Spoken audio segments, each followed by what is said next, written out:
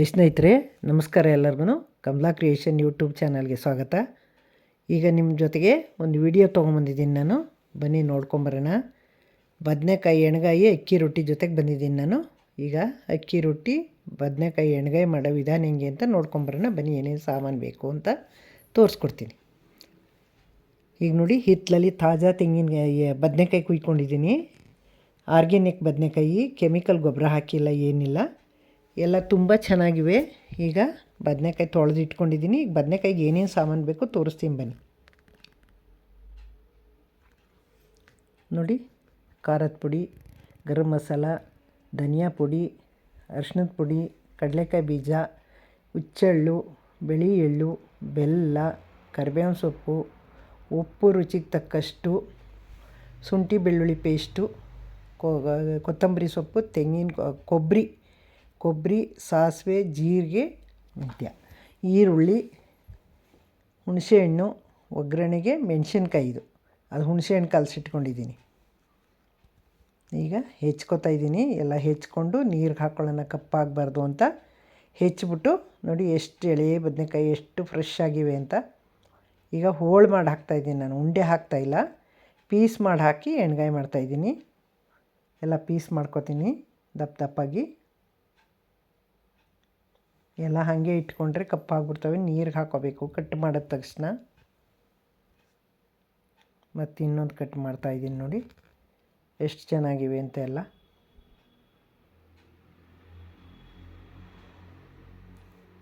ಒಂಚೂರು ಏನೋ ಕೆಟ್ಟಂಗಾಗಿತ್ತು, ಕಟ್ ಮಾಡಿ ತೆಗ್ದಾಕಿದ್ದೀನಿ. ಅದನ್ನು ಈ ಥರ ಹೋಳು ಮಾಡ್ಕೋಬೇಕು. ತುಂಬ ಎಳೆ ಬದನೆಕಾಯಿ, ಬೀಜನೇ ಆಗಿಲ್ಲ ಒಂದು, ಅಷ್ಟು ಚೆನ್ನಾಗಿವೆ ನೋಡಿ. ಈಗ ನೋಡಿ, ಅಷ್ಟೊಂದೆಲ್ಲ ಒಂದು ಕೆ ಜಿಯಷ್ಟು ಬದನೆಕಾಯಿ ಇರಬೇಕು. ಎಳೆ ಬದನೆಕಾಯಿ ಅಷ್ಟು ದಪ್ಪ ದಪ್ಪ ಇದ್ದಾವೆ. ಆದರೂ ಬಲ್ತಿಲ್ಲ. ಮನೇಲಿ ಬೆಳೆದಿರೋ, ಮನೆ ಹತ್ರ ಗಿಡ ಹಾಕ್ಕೊಂಡಿರೋದ್ರಲ್ಲಿ ಗಿಡದಲ್ಲಿ ಬೆಳೆದಿರೋ ಇವು ನೋಡಿ. ತಂದವಲ್ಲ ಏನಲ್ಲ, ಎಲ್ಲ ನೀರಿಗೆ ಹಾಕಿ ನೆನೆಸ್ಕೊಂಡಿದ್ದೀನಿ. ನೋಡಿ, ಅದು ನೀರೆಲ್ಲ ಕಪ್ಪಾಗಿ ಬರುತ್ತೆ. ಕಾಯಿ ಮಾತ್ರ ಕಪ್ಪಾಗಲ್ಲ, ಬೆಳಗ್ಗೆ ಇರುತ್ತೆ ಕಾಯಿ. ಈಗ ನೋಡಿ, ಸ್ಟವ್ ಮೇಲೆ ಒಂದು ಪ್ಯಾನ್ ಇಟ್ಟಿದ್ದೀನಿ. ಪ್ಯಾನ್ಗೆ ಕಡಲೆಕಾಯಿ ಬೀಜ ಹಾಕ್ಕೋತಾ ಇದ್ದೀನಿ. ನೋಡಿ, ಇದರಲ್ಲಿ 2 ಬಟ್ಲು ಕಡಲೆಕಾಯಿ ಬೀಜ ಹಾಕ್ಕೊಂಡಿದ್ದೀನಿ. ಅವೆಲ್ಲ ಎಳ್ಳು, ಹುಚ್ಚೆಳ್ಳು ಎಲ್ಲನೂ ಒಂದೊಂದು ಬಟ್ಲು ಹಾಕ್ಕೊಂಡಿದ್ದೀನಿ. ಕಡಲೆಕಾಯಿ ಬೀಜ ಮಾತ್ರ 2 ಬಟ್ಲು ಹಾಕ್ಕೊಂಡಿದ್ದೀನಿ. ಈಗ ನೋಡಿ, ಸಿಮ್ಮಲ್ಲೇ ಹುರ್ಕೊಂಡಿದ್ದೀನಿ. ಎಲ್ಲನೂ ತೆಗೆದಿಟ್ಕೊಳ್ಳೋಣ. ಈಗ ಹುಚ್ಚೆಳ್ಳು ಹಾಕ್ಕೋತಾ ಇದ್ದೀನಿ. ಗುರೆಳ್ಳು ಅಂತಾರಲ್ಲ ಅವು, ಚಟಪಟ ಅಂತ ಸಿಡಿಯಂಗೆ ಹುರ್ಕೋಬೇಕು. ಸ್ವಲ್ಪ ಸಿಮ್ಮಲ್ಲೇ ಇಟ್ಕೊಂಡು ಹುರ್ಕೋತಾ ಇದ್ದೀನಿ. ನೋಡಿ, ಅದು ಆಯಿತು. ಅದನ್ನೂ ತೆಗೆದಿಟ್ಕೊಳ್ಳೋಣ. ಜೋರು ಉರಿ ಮಾಡಬಾರ್ದು, ಯಾವುದು ಸಿಹಿಬಾರ್ದು. ಎಲ್ಲ ಸಿಮ್ಮಲ್ಲೇ ಇಟ್ಕೊಂಡು ಸಣ್ಣ ಉರಿಲೇ ಹುರ್ಕೋಬೇಕೆಲ್ಲನೂ. ಎಲ್ಲ ಒಟ್ಟಿಗೆ ಹಾಕ್ಕೋತಾ ಇದ್ದೀನಿ. ಈಗ ಎಳ್ಳು ಹಾಕ್ಕೊಂಡು ಹುರ್ಕೋತಾ ಇದ್ದೀನಿ. ಅದು ಚಟಪಟ ಅಂತ ಸಿಡಿಬೇಕು. ಸಿಡಿದ ತಕ್ಷಣ ಅದನ್ನು ತೆಗೆಸಿರ್ಕೊಂಡಿದ್ದೀನಿ. ಈಗ ಅದಕ್ಕೇ ಕಾದಿರೋ ಬಾಣಲಿಗೆ, ಪ್ಯಾನ್ಗೆ ಕೊಬ್ಬರಿ ಹಾಕ್ತಾಯಿದ್ದೀನಿ. ಒಣ ಕೊಬ್ಬರಿ ಇದು. ಅದನ್ನು ಸ್ವಲ್ಪ ಬೆಚ್ಚಗಾಗಿ ಹುರ್ಕೋಬೇಕು. ಹಸಿ ವಾಸನೆ ಹೋಗೋವರೆಗೂ ಹುರ್ಕೊಂಡು ಅದನ್ನು ಅದರೊಳಗೇ ಹಾಕ್ಕೋತೀನಿ ಎಲ್ಲ. ಈಗ ನೋಡಿ, ಈಗೊಂದು ಕಡಾಯಿ ಇಟ್ಟಿದ್ದೀನಿ. ಕಡಾಯಿಗೆ ಎಣ್ಣೆ ಹಾಕ್ತೀನಿ. ಈಗ ಎಣ್ಣೆ ಸ್ವಲ್ಪ ಜಾಸ್ತಿನೇ ಹಾಕ್ಕೋಬೇಕು. ಅದು ಎಣ್ಣೆಗಾಯಿ ಅಲ್ವ, ಮೊದಲೇ ಎಣ್ಣೆಲೇ ರೋಸ್ಟ್ ಮಾಡ್ಕೋಬೇಕು ಅದನ್ನು. ಸಾಸಿವೆ ಹಾಕ್ತಾಯಿದ್ದೀನಿ. ಎಣ್ಣೆ ಕಾದಿದೆ.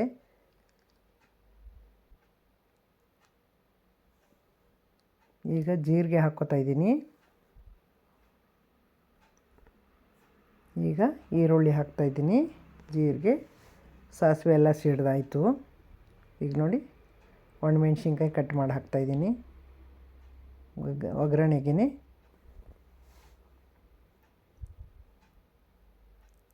ಈಗ ನೋಡಿ, ಬದನೆಕಾಯಿ ನೀರಿಗೆ ಹಾಕಿದ್ನಲ್ಲ, ಅದನ್ನು ತೊಳೆದು ಸೋರಿಸಿ ಹಾಕ್ಕೋತಾ ಇದ್ದೀನಿ. ಈರುಳ್ಳಿ ಚೆನ್ನಾಗಿ ಬೇಯಿಸ್ಬಾರ್ದು. ಸ್ವಲ್ಪ ಒಂದು 30 ಸೆಕೆಂಡ್ ಆದ ತಕ್ಷಣ ಬದನೆಕಾಯಿನೂ ಹಾಕ್ಕೋಬೇಕು. ಅದರೊಳಗೆ ಚೆನ್ನಾಗಿ ಎಣ್ಣೆಲೇ ಅದು ರೋಸ್ಟ್ ಮಾಡ್ಕೋಬೇಕು. ಬದನೆಕಾಯಿ ಚೆನ್ನಾಗಿ ಎಣ್ಣೆಲಿ ಬೇಯಬೇಕದು. ಒಂದು ಅರ್ಧ ಎಣ್ಣೆಲೇ ಚೆನ್ನಾಗಿ ಬೆಂದಿರುತ್ತೆ. ಈ ಥರ ತಿರುಗಿಸಿ ಬೇಯಿಸ್ಕೊಂಡು ಹುಳಿ ನೀರು ಹಾಕ್ಕೋತೀನಿ ನೋಡಿ. ಹುಣಸೆ ಹಣ್ಣು ಕಲಸಿಟ್ಟಿದ್ನಲ್ಲ ಆ ಹುಳಿ ನೀರು ಹಾಕಿ ಇನ್ನು ಸ್ವಲ್ಪ ಬೇಯಕ್ಕೆ ಬಿಡಬೇಕು ಅದನ್ನು. ಅರ್ಧ ಎಣ್ಣೆಲೇ ಬೆಂದಿದೆ ಈಗ ಹುಣಸೆ ಹಣ್ಣಿನ ನೀರಲ್ಲಿ ಇನ್ನು ಅರ್ಧ ಬೇಯ್ಕೊಳ್ಳುತ್ತೆ. ಈ ಥರ ಹಿಂಗೆಲ್ಲ ಮಿಕ್ಸ್ ಮಾಡಿ ಇನ್ನೊಂಚೂರು ನೀರು ಬೇಕು ಅಂದ್ರೆ ನೀರು ಹಾಕ್ಬಿಟ್ಟು ನೋಡಿ, ಕರಿಬೇವಿನ ಸೊಪ್ಪು ಬೇಯೋದ್ರೊಳಗೆ ಹಾಕಿದ್ದೀನಿ, ಒಗ್ಗರಣೆಗೆ ಹಾಕಿಲ್ಲ, ಚಿಕ್ಕದಾಗಿ ಕಟ್ ಮಾಡ್ಕೊಂಡು ಹಾಕ್ಕೊಂಡಿದ್ದೀನಿ ನಾನು. ರುಚಿಗೆ ತಕ್ಕಷ್ಟು ಉಪ್ಪು ಹಾಕಿ ಬೇಯಕ್ಕೆ ಬಿಡ್ತೀನಿ. ಉಪ್ಪು ಹಿಡಿಬೇಕಲ್ಲ ಅದು, ಹಾಗಾಗಿ ಈಗ ಅದಕ್ಕೆ ಮುಚ್ಚಿಬಿಟ್ಟು ಮಸಾಲೆ ಎಲ್ಲ ಹುರ್ಕೊಂಡಿದ್ದೀನಲ್ಲ, ಕಡಲೆಕಾಯಿ ಬೀಜ, ಎಳ್ಳು, ಹುಚ್ಚೆಳ್ಳು ಎಲ್ಲ, ಅದ್ರ ಜೊತೆಗೆ ಒಂಚೂರು ನೀರು ಹಾಕಿ ಮುಚ್ಚಿಬಿಡ್ತೀನಿ. ಈಗ ಅವೆಲ್ಲನೂ ಪೌಡ್ರ್ ಮಾಡ್ಕೊಳ್ಳೋಣ. ಈಗ ನೋಡಿ, ಪೌಡ್ರ್ ಮಾಡ್ಕೊಳ್ಳೋ ಗಂಟ ಮುಚ್ಚಿ ಬೇಯಿಸ್ಕೊಳ್ಳೋಣ. ನೋಡಿ ನೀರು ಎಷ್ಟು ಕರ್ರಗೆ ಬಂದಿದೆ ಅಂತ, ಬದನೆಕಾಯಿ ತೊಳೆದ ನೀರದು. ಈಗ ನೋಡಿ ಈಗ ಇದಕ್ಕೆ ಮಿಕ್ಸಿ ಜಾರ್ಗೆ ಎಲ್ಲ ಹುರಿದಿದ್ವಲ್ಲ ತಣ್ಣಗಾಗಿದೆ. ಈಗ ಹಾಕೊಂಡು ಪೌಡ್ರ್ ಮಾಡ್ಕೊಂಬರ್ತೀನಿ. ದಪ್ಪ ದಪ್ಪ ಮಾಡ್ಕೊತೀನಿ, ತುಂಬ ನೈಸಿಗೆ ಮಾಡಬಾರ್ದು, ದಪ್ಪ ದಪ್ಪ ತರಿಯಾಗಿ ಮಾಡ್ಕೋಬೇಕು. ಈ ಥರ ಇದ್ದರೆ ಸಾಕು. ಈಗ ನೋಡಿ ಅದು ಎಲ್ಲ ಬೆಂದಿದೆ ಬದನೆಕಾಯಿ.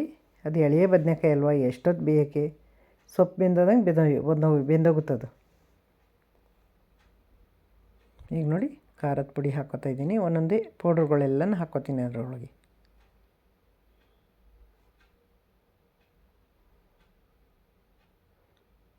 ಈಗ ನೋಡಿ ಧನಿಯಾ ಪೌಡ್ರ್ ಹಾಕ್ಕೋತಾ ಇದ್ದೀನಿ,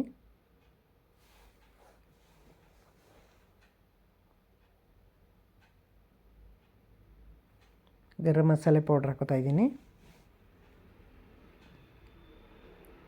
ಅರಿಶಿಣದ ಪುಡಿ ಹಾಕ್ಕೋತಾ ಇದ್ದೀನಿ. ಈಗ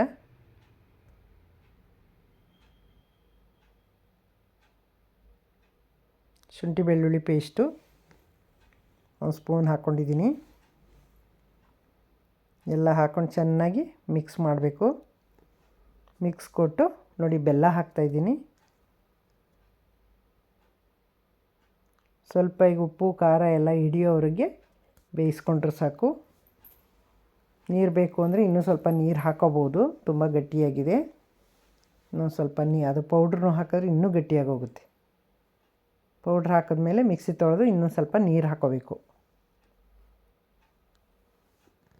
ನೋಡಿ ಎಲ್ಲ ಹಿಂಗೆ ನೀರು ಹಾಕ್ಕೊಂಡು ಇನ್ನೊಂದು ಸ್ವಲ್ಪ ತೆಳ್ಳಗೆ ಮಾಡಿದ್ರೆ ತಣ್ಣಗಾದ್ಮೇಲೆ ಇನ್ನೂ ಗಟ್ಟಿಯಾಗಿ ಹೋಗುತ್ತೆ. ಇನ್ನೂ ಒಂದು ಸ್ವಲ್ಪ ನೀರು ಹಾಕೋಬೇಕು. ಚೆನ್ನಾಗಿ ಕುದಿಸ್ಕೋಬೇಕೀಗ.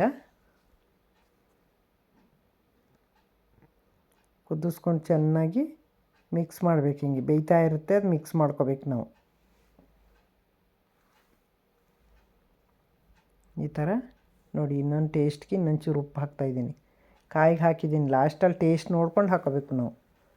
ಈಗ ನೋಡಿ ಲಾಸ್ಟ್ಗೆ ತುಂಬ ಚೆನ್ನಾಗಿರ್ತದೆ. ಕಡಲೆಕಾಯಿ ಬೀಜದ ಎಣ್ಣೆ ಮೇಲೆ ಹಾಕಿದ್ರೆ ಬೆಂದಾಗಿದೆ. ಈಗ ಕಡಲೆಕಾಯಿ ಬೀಜದ ಎಣ್ಣೆ ಹಾಕ್ಬಿಟ್ಟು ಮೇಲೆ ಕೊತ್ತಂಬರಿ ಸೊಪ್ಪು ಹಾಕಿ ಸ್ಟವ್ ಆಫ್ ಮಾಡ್ತೀನಿ. ನೋಡಿ ಎಷ್ಟು ಚೆನ್ನಾಗಿ ಬೆಂದಿದೆ ಅಂತ, ಘಮ ಘಮ ಅಂತ ಇದೆ. ಅಷ್ಟು ಚೆನ್ನಾಗಿ ಮನೆಯೆಲ್ಲ ಪರಿಮಳ, ಅಷ್ಟು ತುಂಬ ಚೆನ್ನಾಗಿರ್ತದೆ. ಕಡಲೆಕಾಯಿ ಎಣ್ಣೆ ಮೇಲೆ ಹಾಕಿರೋದು ಎಲ್ಲ ಅಷ್ಟು ಚೆನ್ನಾಗಿ ಅದ್ಭುತವಾಗಿದೆ. ನೋಡಿ ಎಷ್ಟು ಚೆನ್ನಾಗಿ ಬಂತು ಅಂತ, ನೋಡಿದ್ರಿ ಅಲ್ವಾ. ಈಗ ಸರ್ವ್ ಮಾಡ್ತೀನಿ. ಈಗ ನೋಡಿ ಅಕ್ಕಿ ರೊಟ್ಟಿ, ಬದನೆಕಾಯಿ ಎಣ್ಗಾಯಿ ಸರ್ವ್ ಮಾಡ್ತಾಯಿದ್ದೀನಿ. ಬಿಸಿ ಬಿಸಿ ರೊಟ್ಟಿ, ಹೊಟ್ಟೆ ಹಸಿತಾಯಿದೆ, ತಿನ್ನಬೇಕು ಅನ್ನಿಸ್ತಾಯಿದೆ. ಬನ್ನಿ ತಿನ್ನೋಣ, ನೋಡೋಣ. ಇಷ್ಟೊತ್ತು ತನಕ ನನ್ನ ವೀಡಿಯೋ ನೋಡಿದ್ದಕ್ಕೆ ತುಂಬ ಧನ್ಯವಾದಗಳು ನಿಮಗೆ. ಹೊಸಬರು ನೋಡ್ತಾಯಿದ್ರಿ ದಯವಿಟ್ಟು ನನ್ನ ಚಾನಲ್ಗೆ ಸಬ್ಸ್ಕ್ರೈಬ್ ನೋಡಿ. ಹಳಬರಿಗೆ ವೀಡಿಯೋ ಇಷ್ಟ ಆಗಿದರೆ ಲೈಕ್ ಮಾಡಿ, ಶೇರ್ ಮಾಡಿ, ಕಮೆಂಟ್ ಮಾಡೋದು ಮರಿಬೇಡಿ. ಹೊಸಬರೆಲ್ಲ ಸಬ್ಸ್ಕ್ರೈಬ್ ನೋಡಿ. ನಾನು ನೆಕ್ಸ್ಟ್ ಇನ್ನೊಂದು ಸೂಪರ್ ವೀಡಿಯೋ ತೊಗೊಂಬರ್ತೀನಿ. ಅಲ್ಲಿವರೆಗೆ ಅಕ್ಕಿ ರೊಟ್ಟಿ, ಬದನೆಕಾಯಿ ಎಣ್ಗಾಯಿ ತಿಂದ್ಕೊಂಡು ಖುಷಿಯಾಗಿರಿ, ಮಜವಾಗಿರಿ. ನೆಕ್ಸ್ಟ್ ಇನ್ನೊಂದು ಸೂಪರ್ ವೀಡಿಯೋ ಜೊತೆ ಬರ್ತೀನಿ ನೋಡಿ.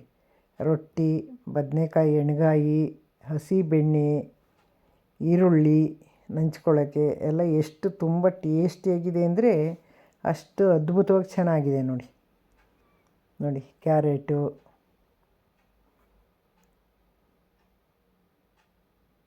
ಇದು ಸೀಮೆ ಬದನೆಕಾಯಿ, ಸೀಮೆ ಬದನೆಕಾಯಿ, ಗೆಡ್ಡೆಕೋಸು, ಟೊಮೊಟೊ,